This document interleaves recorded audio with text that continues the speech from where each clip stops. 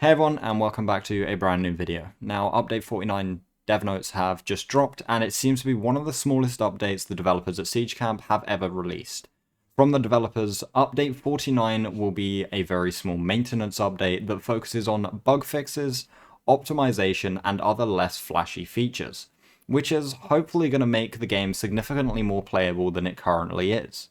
At present, the game hitches when going near large bunker bases, which cause more problems later on in the war, usually when huge concrete fortifications are built around key defensive locations, like victory points or rocket sites. But if we have a little look in the second paragraph, they mention briefly of their original update roadmap, which originally scheduled update 49, which is the next update, to be the big 1.0 release date. Instead, they've opted for update 50 to be the 1.0 release date, which kind of makes sense. It's like, you're halfway to 100, you may as well release it as the 1.0. With the developers stating that this update serves to take care of some maintenance and other changes to prepare for the next big update, which I take for putting in some code to lay the foundations to smooth the transition over from the current game state to the next one. In addition to all of the optimization and improvements, there have been two new tank variants.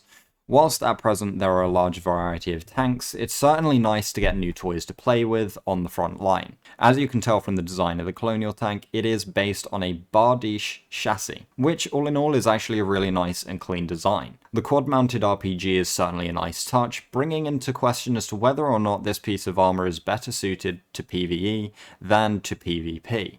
The design, all in all, is reminiscent to the old British piece of armor called the Crusader. I think it's the Crusader Mark III, which is the anti-aircraft version of the gun with a short barrel. The addition of the 12.7mm cannon, similar to on the Bardiche, allows the tank to protect itself against small infantry assaults, beneficial for PvEing or some small frontline fighting. The Rancer, which is the name of the new tank, is definitely a nice addition to the Colonial arsenal, and I look forward to being able to make use of it on the battlefield. The new Warden tank also looks incredibly nice. This variant of the Outlaw boasts a useful arsenal of the dual 20mm cannons.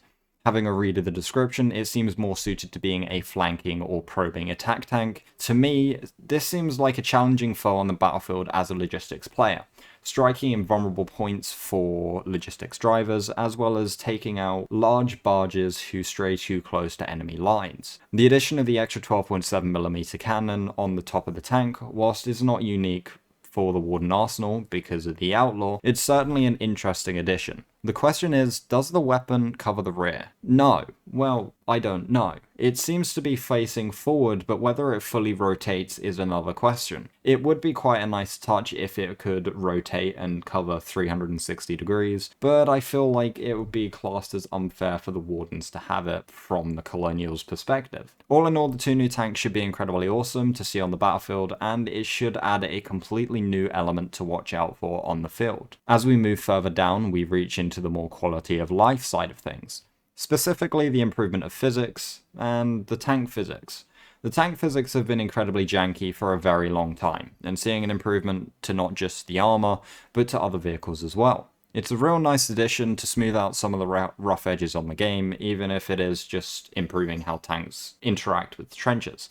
And since the entrenched updates, the addition of vehicles being able to roll over trenches has been a game changer, making front lines more stagnant and the fighting less frustrating. Considering before the update, vehicles would cause a trench to explode, smoothing out the ability for a vehicle to roll over the trench is a game changer to say the least, with mild issues being vehicles getting stuck, etc. Now, this is the most important part of the update: improvement and optimization of the client side in Foxhole. As far as I'm aware, this is probably one of the first times in a while that they focus an update on improvement and optimizing of client side. Driving through a large bunker complex causes many hitches. Now, as the developer states, hitches are different to normal lag spikes, which causes the game to lag. Now, that is a client issue and not a server issue. Seeing these removed, or at least reduced, to say the least, is a huge improvement. Resizing of the tank models is more of a logical change. Having early war light tanks that are the same size, if not bigger than their late war heavier armor counterparts,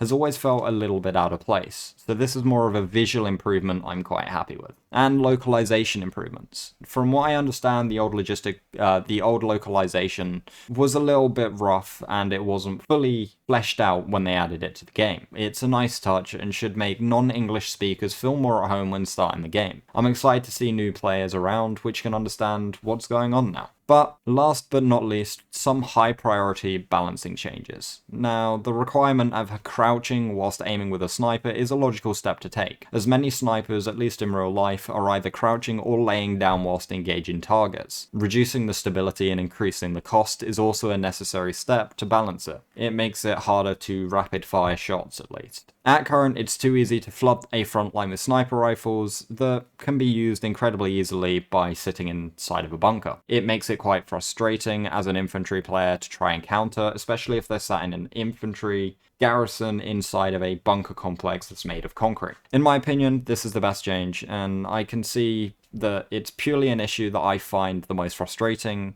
But all in all, I'm quite happy with this update, and I look forward to seeing what the big 1.0 update that all this hype is coming out about is going to include.